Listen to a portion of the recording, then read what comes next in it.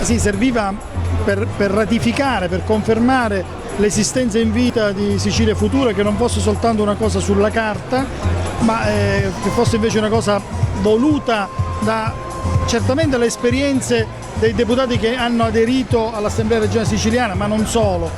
La partecipazione popolare di oggi, dopo una giornata tremenda ieri in tutta la Sicilia, significa che veramente c'è chi crede nel potenziale, nelle possibilità di questo partito. Un partito che ha scelto in quale campo giocare la sua partita politica e che da questo momento in poi credo reciterà un ruolo di protagonista nella politica siciliana.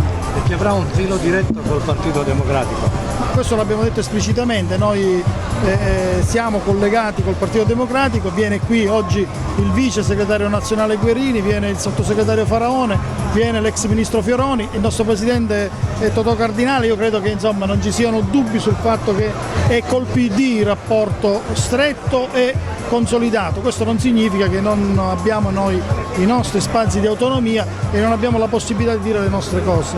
Per quanto riguarda questa è stata un'esperienza locale che ho proposto ai miei colleghi e che hanno accettato, ma credo che la suggestione di Sicilia Futura funzioni, che sia un progetto pieno di contenuti e poi il nome deve attagliarsi bene al contenuto del partito stesso, altrimenti saremmo davanti alle solite favolette che vengono proposte alla gente e credo che oggi tutto si debba fare tranne bluffare con il popolo siciliano.